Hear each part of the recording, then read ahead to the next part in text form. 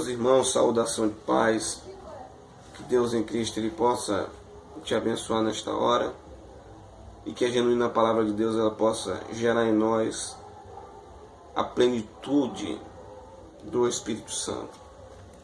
Eu tenho uma palavra de Deus para o coração dos irmãos, que está no Evangelho de Marcos, capítulo de número 5, versículo 36, parte B do versículo. A palavra de Deus diz assim, vamos ler o 36 todo. E Jesus, tendo ouvido estas palavras, disse ao principal da sinagoga: não temas, crê somente. Crê somente. Jesus, depois que ouviu a palavra, ele disse ao príncipe, ou ao principal da sinagoga: não temas, crê somente.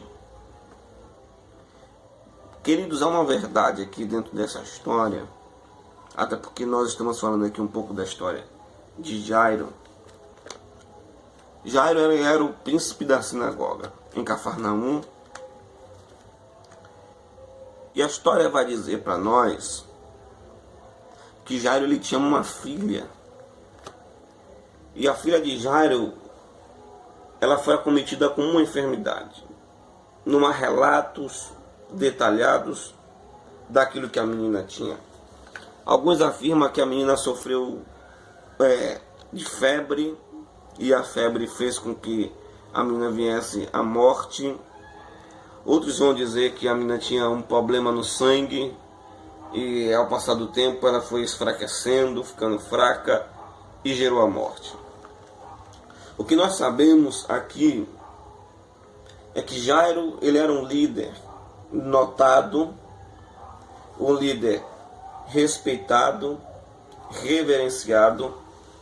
Há indícios de que as pessoas, quando viam Jairo, meneavam a sua cabeça assinalando-o, por causa do tamanho do respeito que ele tinha por ser o líder religioso daquela cidade.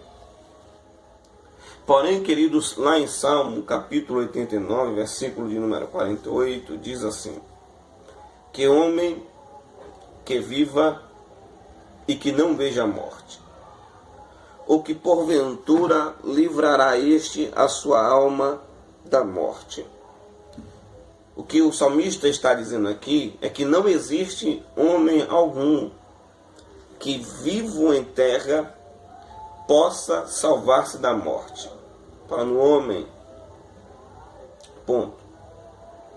A morte, querido, ela não escolhe idade, ou melhor, não respeita idade, não respeita tamanho, beleza, cor, raça, credo. A morte, ela não respeita se é rico, se é pobre, se é bonito, se é feio. Todos nós um dia teremos que nos deparar com ela, com a morte. Porém, a morte é o estágio que nos levará a Deus. É o passaporte que nos levará a Deus. Mas aqui dentro dessa história, vocês vão de ouvir comigo que Jairo, ele passa por uma situação de morte na sua casa. Jairo está enfrentando um problema. E o problema que Jairo está vivendo está instalado em sua casa. Porque a sua filha está doente. Não está morta ainda, está doente.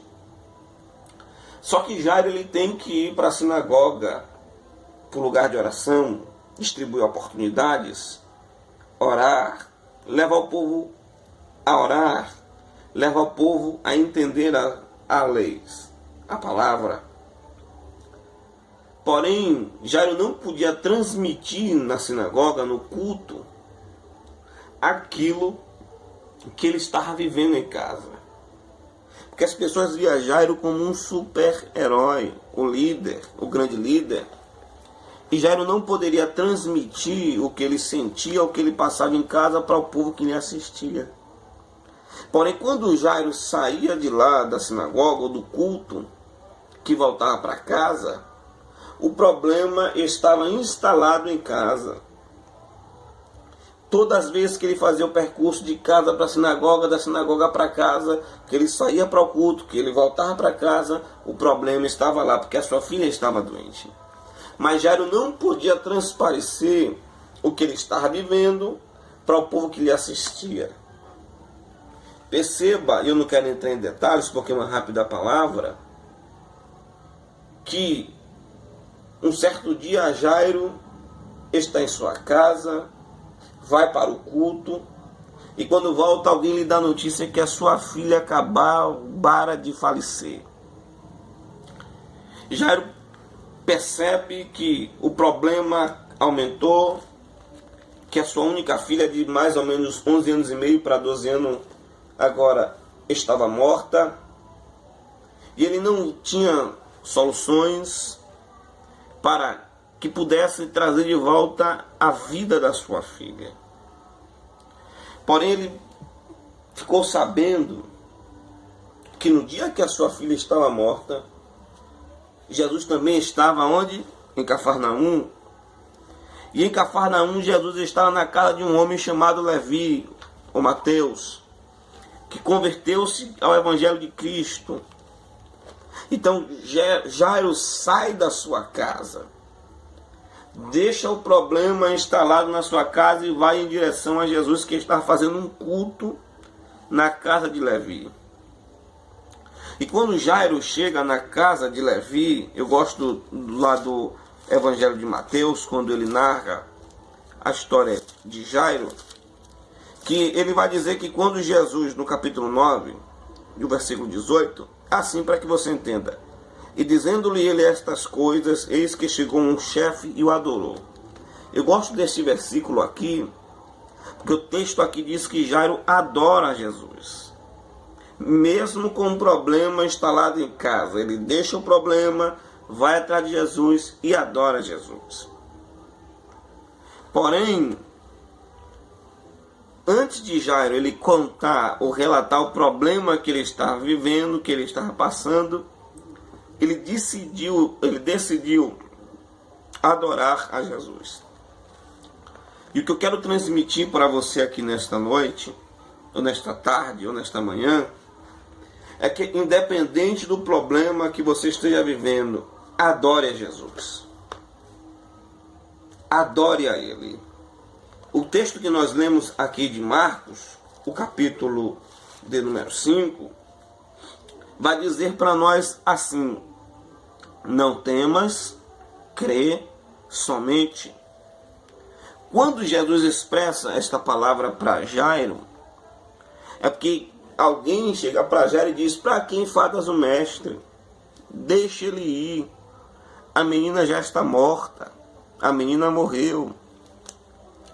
Jesus ouve o que alguém transmite para Jairo. E após Jesus ouvir e esperar a pessoa terminar, porque Jesus era educado, ele disse para Jairo: não temas, crê somente. Esta palavra aqui, crê somente, ela quer dizer no original grego, fica firme, confia em mim. Esta palavra transmite confiança. E você vai perceber que esta palavra aqui, não temas, ela aparece cerca de 365 vezes em torno de toda a Bíblia. 365 vezes. Para que você entenda, a palavra não temas, alguns eruditos usam essa expressão não temas no hebraico, que ocorre 305 vezes. No hebraico ela aparece 305 vezes. Porém, segundo estudiosos, quando você soma todo o equivalente deste termo como promessa, como uma promessa dos cuidados de Deus para o povo, ela vai aparecer 365 vezes. Então, para cada dia, para cada mês do ano, Deus ele está te dizendo: não temas, porque eu sou contigo. Não temas, porque eu te ajudo. Então, independente da circunstância ou daquilo que você está vivendo, o Espírito de Deus, ele me diz nesta manhã, nesta tarde, nesta noite, para você: não temas, porque eu sou contigo. E aquilo que você está vivendo vai ser para que a glória de Deus ela seja manifesta através da sua vida. Que Deus em Cristo vos abençoe. E a morte é apenas um estágio que te levará a encontrar-se com Deus. Deus abençoe, Deus nos ajude, Deus nos guarde.